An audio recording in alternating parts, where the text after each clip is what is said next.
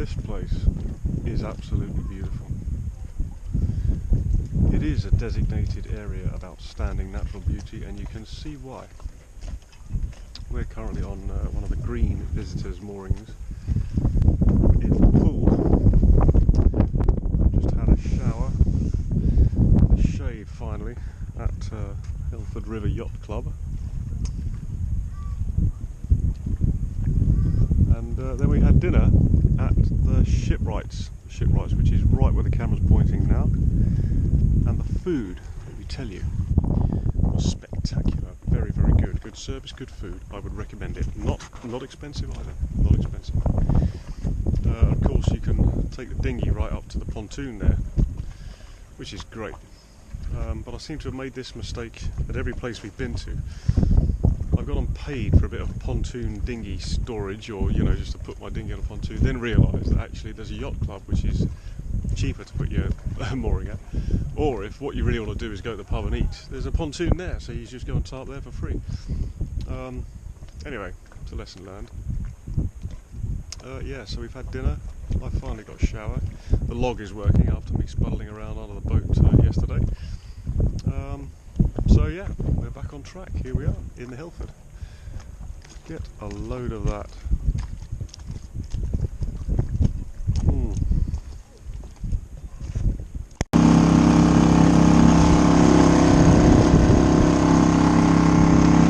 We're just motoring up the river towards Greek Seal Sanctuary. We're at low tide. We're going to get as far as we can get.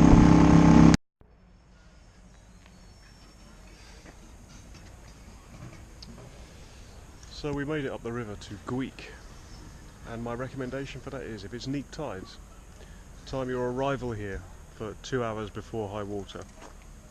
If it springs, you might get away with 3 hours before high water, but don't try and come any earlier than that because there won't be enough water. The cafe here at Greek Boatyard is spectacular. It's not like super cheap, but it's not expensive, and the food is something else. I just had a burger, which I think they call the full Monty burger or something, but I didn't order it as that. It was just a burger and I added bits in. Bacon, cheese and avocado in a burger. Oh my god. And the salad that came with it. Very, very nice. Here we are. We're just about to go to the Seal Sanctuary. There's the wife and daughter over there in the cafe. And it's a hive of activity, this boatyard. Very, very busy. Small little village. Greek, up the Hilford. Top of the Hilford, actually. That one keeps just rolling around in the splash. Little water jet.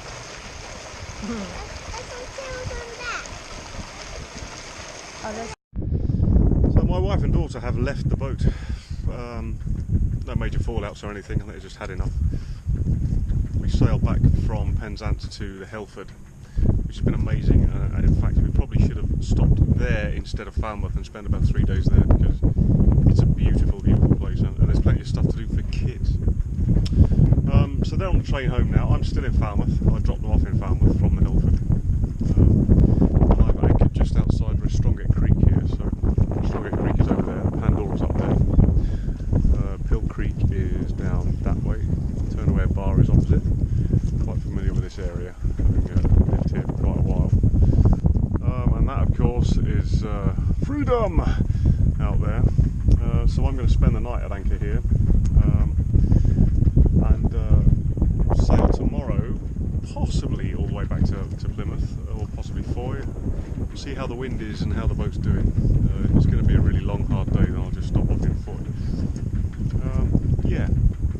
Overall, great holiday. Very difficult to. I mean, single-handing is one thing, but single-handing with a landlubber and a 4-year-old on board is really, really hard. Managing the boat and managing, their sort of needs as well. Very, very taxing. So I'm in recovery a little bit now. I'm going to eat on the boat tonight, I think, and just enjoy the quiet before I set off tomorrow. Yeah, and for the future, it's always difficult, isn't it? My plan was to break our sail up into small sort of bites. So we did Plymouth, Foy, Falmouth, Penzance, because that is the shortest. There isn't really anywhere to stop. But what that has meant is every day we've been sailing, and not really much time ashore. The only other way I could have done it, of course, is leave Plymouth, come straight to the Helford. It's quite a long sail for them, but when we got to the Helford, we'd have been able to spend 3 days there just loafing around, swimming around the boat and stuff. Yeah, maybe if there's a next time, maybe we'll do that instead.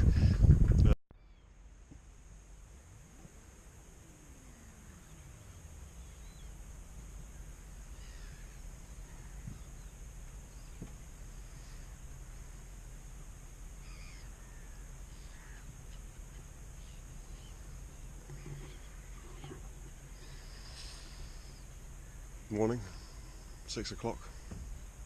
Just about to get underway, back towards Foy, or possibly Plymouth. We'll see how we do. Got some coffee on the go. Just put the flag up. Gonna try and pull the anchor up now. Might have had me coffee, I think. Very quiet. Flat water.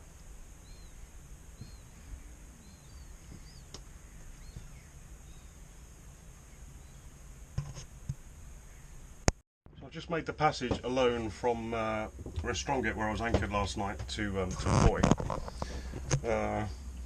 which was remarkably quick actually. It took about, I can't remember what it took now, was it 12:46? Yeah, I suppose 4.5 hours, not that quick, felt quicker. Discovered on the way that, well, I knew I was going to run out of milk, but the UHT milk that I keep on board for emergencies is also rotten. So I've come the whole trip with only black coffee, no real food or decent stuff to drink. So I just came into Foy, picked up a buoy, and ran ashore to get some food. And now I'm gonna eat. Oh, that's chili and lime seasoning on there. Now I'm gonna sit in the cockpit, enjoy the view, and chow down, baby. I am starving. Look what just came into Foy. Wish I'd seen it arrive.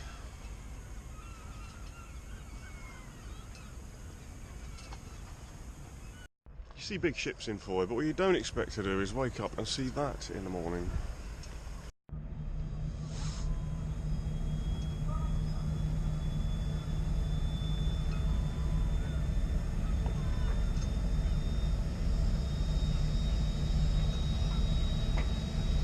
Fuel at the fuel dock in front of Polruan Quay. Very easy, very nice people. And we're just motoring out of the jaws of Foy here, and there's a bit of swell on there because we've got a southerly wind. We should be good for the sail home. I think Roquetta gets a bit nervous when I come into Foy. I think she thinks she's going to be here for 3 years. It's all right. I've talked nicely to her. I've explained that it's just a visit and we're leaving now. It is typical that on the last day, on the last leg home, the wind has come to the perfect direction. We're on a broad reach. We're on a broad reach, storming towards Plymouth. Vaguely towards Plymouth. Currently 5.2 knots on the log. Autopilot's on. Soon it will be time for my bacon and eggs. There's Rainhead there. Yeah, we're doing nicely. Perfect. 8:30 in the morning. It's 9 o'clock now actually. Just got some fuel. We are storming along. Fishing gear out.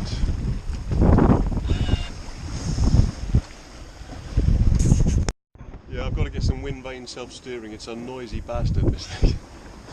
Wouldn't be without it though.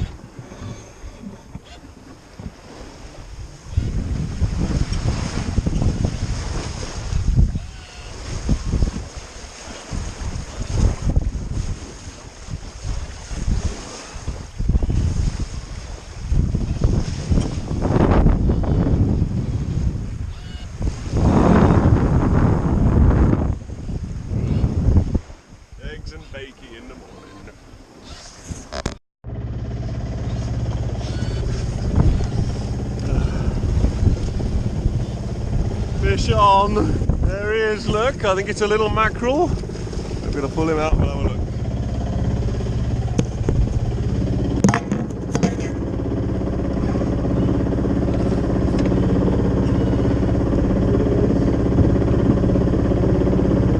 Not a little mackerel either, it's a biggie!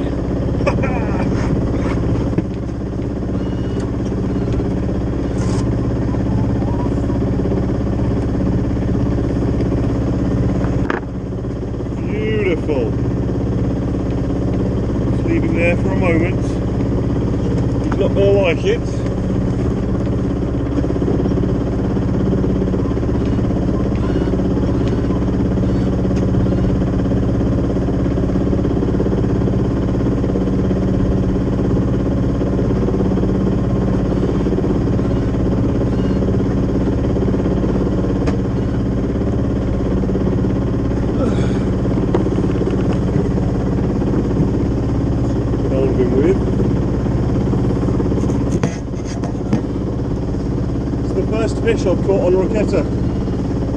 Fantastic.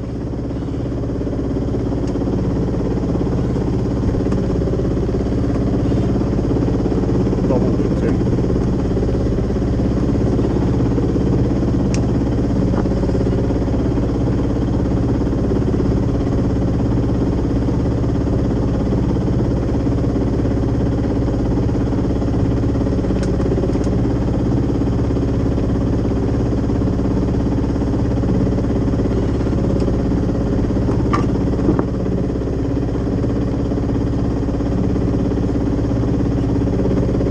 Watch this bit. Number one.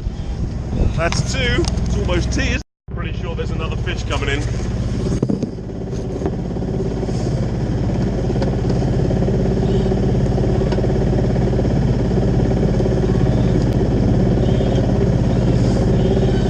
Nope. So we've had a pretty good time. We're at 3 3/4 hours now. Just nearly 4 hours, and we're currently doing 5.8 knots. The wind has picked up again, so I was able to turn the engine off. I did have to run it for probably 2 hours in the middle there. I had to run it, and the rain head is just not far away now, just over there. So we've broken the back of it without any doubt, and it's been a great trip this time. And I've caught 2 fish, maybe even 3 soon. Yeah, great. So it looks like we'll be on the mooring before 2 o'clock, which is great. It gives me time to de-rig, and it means that I'll be coming into the mooring on a rising tide instead of at low tide, which is at 12:30, which is great. Yeah, it's win-win. Terrific.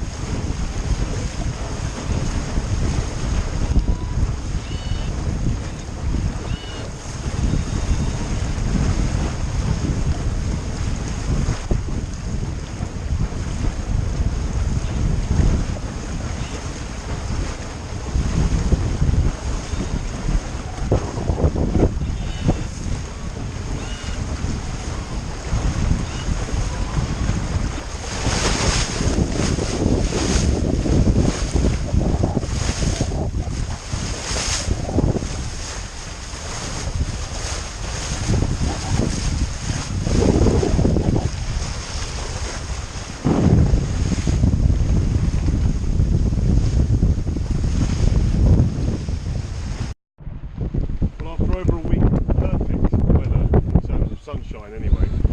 I can't really complain that it's tipping down with rain now, can I? We're just coming into Plymouth South, I suppose. Yeah, Plymouth South. It's starting to rain. Hey! It's alright though. I've caught 3 mackerel now.